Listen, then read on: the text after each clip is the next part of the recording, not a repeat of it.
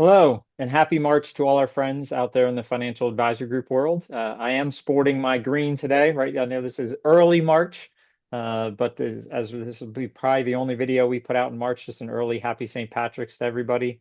And Ben, I think what number are we up to now for rapid fire? We're up to 14. Yeah, so 14. 14 and it's also I just remembered last time March we did the March Madness. So we're not greeting you Oh, with any March Madness, but we'll maybe allude. We'll make a point to that later on. But yeah, so happy March Madness for everyone that celebrates it. I'm not really a college basketball guy, but I think Damien might be a In little. my previous life, right? So it's something I definitely enjoy watching and paying attention to, and it's again, it's something that sort of perks my interest, gives us something as football's winding, right? Football's over, the NBA is not really in playoff time. At least it gives us something to pay attention to, as hopefully the weather keeps getting nicer here. So yeah, it's a good transition. So Yeah, so what are we talking about today? We have probably um, a lot of things that are on people's minds, but yeah, I think as always, right? You never, the world throws curveballs at us, right? And I think that's part of why we're here and why we're planners is, we'll sort of get to that at the end before we get to sort of the news of the day, if you would, as an update, sort of to lead in with what's been working. The most encouraging thing Ben and I talk about is diversification is back to working again. And some of the times, one of the best things we talk about a lot is, and I love a quote Warren Buffett has said before, is know what you don't know. And I think we've said this for a long time that we don't pretend that we have all the answers. Because how can we, as John Templeton said, an investor who has all the answers doesn't even understand all the questions. And I think our view is instead of trying to tell you what the answer is, diversification answers a lot of this stuff for us.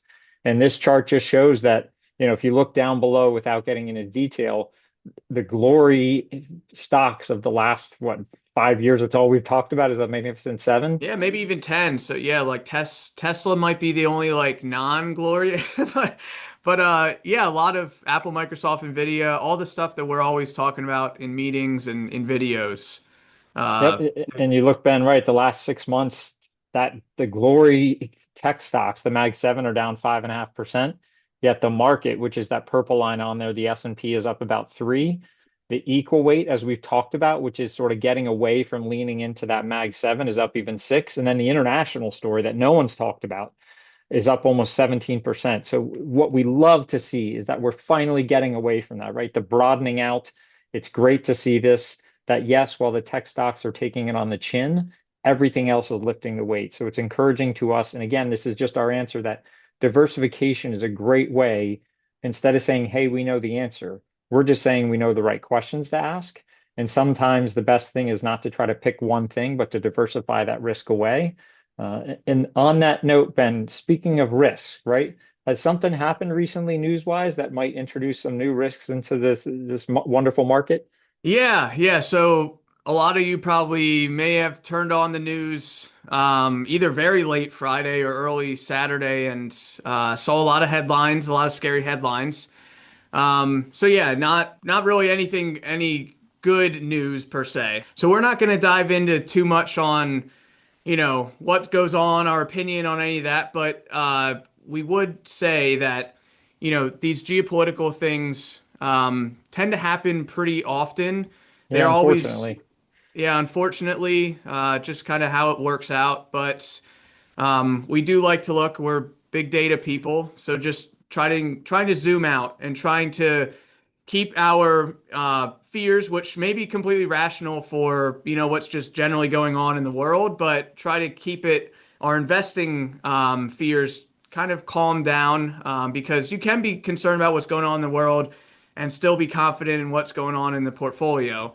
So with that, we have a great chart which um, this just looks back. So this goes all the way back to 1940 is when the table starts. You can see Germany invading France, which I was not alive then. I'm sure it was very scary.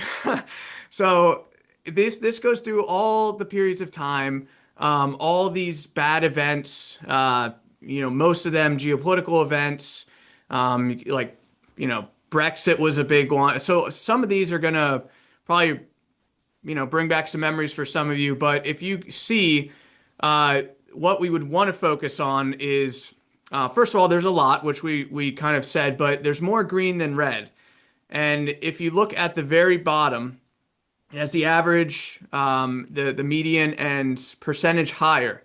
So we always looking out long term. Yes, this is probably going to impact markets. We're even seeing this as we're recording this today. Markets are very volatile over today, yesterday. We have no idea what it's going to be tomorrow. But if we look out 12 months from now, when this chart or this table will probably be updated. Who knows what it's going to be in 12 months, but 65% of the time, historically, with any big geopolitical shock, the market goes higher. The market being the S&P 500. So again, there's probably going to be some short-term messiness. There's downstream effects. Obviously, oil prices would be impacted, which can cause inflation, which we talk about inflation a lot, so we're not going to belabor those points.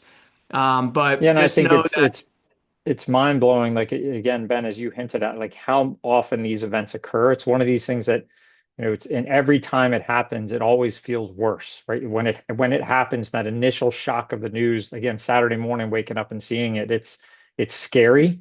And I think that's the thing, but it's comforting for us to look back and say, not that it's comforting this has happened before, but we can see how the market has reacted. And also we'll talk through a little bit like how there's a plan in place. I think we'd also want to point out, as Ben and I were in a meeting this morning, this market has done so well. You're probably sick of us warning something's going to happen. The market finds a reason to fall. And this might just give the market that opportunity to take that breather, right? To take the air out of that balloon a little bit. The market finds a reason. And this may be the reason, and that's okay, right? I think short term, who knows? That would literally be our answer. But long term, it hasn't changed our view that we think, again, that things still remain okay. And again, the next chart we have just shows it's sort of sad but eye-opening to see how often these geopolitical events occur. It's as Ben said, this one I think goes even further back to 1928, and I wasn't alive then either, Ben, just to confirm. Um, but Ben, look at this chart, right? This is everything in here we learn about in school, right? It's all the events that are shocking, and we've made it through all of them. yeah. Um, And Damien, even when we were prepping for the video, so I started, some of you may remember, it was in 2023. And some of my first meetings, it was this, all the way on the far right, the Israel-Hamas conflict. That was scary. It was a very interesting way to be introduced to like client meetings, understand the emotions behind it, the headlines, all of that.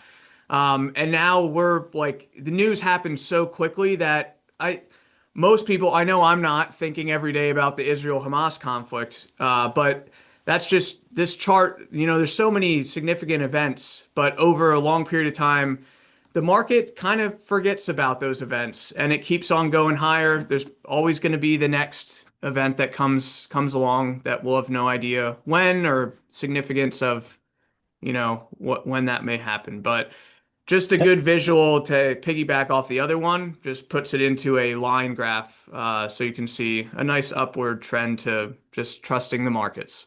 And I think it's right. It's okay to sort of have two thoughts that this is scary, right? I mean, in our minds, we're human. We go to like the worst case scenario. We see the news of Saturday morning, and our mind instantly extrapolates things getting worse. And it's as Ben and I were talking, I talked to another colleague about this. It's so interesting how different stuff events like this are covered today versus 50 years ago. The coverage is just almost numbing. There's so much of it, and it's constant that is just thrown in front of our face. And I think our minds go to that worst case scenario. And when that happens in the planning world, right? In our world, we have to live in our world, stick to the plan, right? Events like this have happened before. Let's stick to the plan. Let's not veer off course. And I think that's our message for right now is that short term, this thing's going to be messy, right? You're coming into a market that was highly valued. When you look underneath the hood, and we'll get to sort of our ending thoughts in a minute here, is the economy is, as I heard a great analysis or a comparison recently, is a healthy tortoise. The economy's fine. It's not fast. It's just moving along slowly, and it's trucking, and that's a good thing. But the market was at a level where it was prone to have something shock it. and this may be that thing. But that's why, Ben, we have a plan in place. And Yeah, that's which a go ahead. great segue into we're finishing out the video with some sketches. One of the one that a lot A of people Ben may be original. familiar with. Yeah, speaking of 2023, this was a sketch of 2023 that I put together on my iPad. But bouncing off of Damien's point, it's about having a plan. We have the investment accounts, and we've done a lot with talking through clients on our actual process. But this is exactly the type of time when you want to have that plan in place with the portfolio. You don't just want to have everything, invested. I mean, that's great to have everything invested, diversified, but we have like a system in place as well that when things happen, when the stock market goes down 2%, we're not selling. If a client wants to take a required minimum distribution or has an expense that Some was fun travel known expense, about. right? Yeah, exactly. We have those funds already set aside. We're not selling today at a discount. So we sell when the market is high, refill those buckets from so that long term, those are your invested assets. And the short term is your emergency fund, most of your keeping and checking and savings. Medium term is that bucket we're keeping for you. That is your income need, and also if there's travel expenses or those goals, those medium term goals we keep set aside in like a money market that we call your safety bucket. And this is our view, right? Instead of predicting, when things are going to happen, let's just sell when things are high, fill the bucket, and then when you need the money, we pull from the bucket, so we don't have to sell. And I think it's, I remember I was telling Ben it was a couple years ago. We wrote a letter, and it referenced when fog rolls in, it changes everything. And we'd say the picture's getting foggy in the last couple days. And if we picture driving down the street, it can be the same street you've driven down for 10 years. You know exactly every turn and you're so relaxed, but all of a sudden fog rolls in. The road didn't change. It's the same road, it's the same turns as always, but that fog makes you nervous. Stick to the plan. Stick to this isn't the time to veer off path, right? When that fog comes in, more than anything, stay to the plan. It's tempting to start it, oh, I got to do something. The most important thing when the picture gets foggy, I don't care if you're in a car, if you're out hiking, stay on path. And I think that's our message right now, is it's more important now than ever to stay to that path.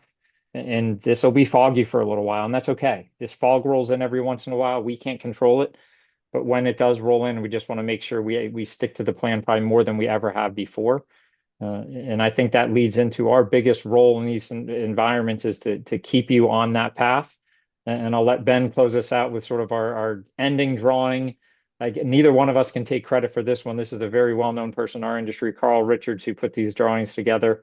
And Ben, why don't you Yes. walk us out on this one? Yeah, so Carl Richards with Behavior Gap. He's kind of like an inspiration behind my little bucket thing. But he got famous, if you would say, by like in client meetings. I think he would have actual like napkins that he would make little sketches on that he would give to clients. But now he's evolved into a figure that creates all these graphics for advisors to use. So this is one that we figured would tie in well. And like Damien said, your advisor, we're that, as I call it, the brick in the middle. So you have the big mistake, and you have all these emotions flowing, and we're just kind of that division. We put ourselves in place because everyone's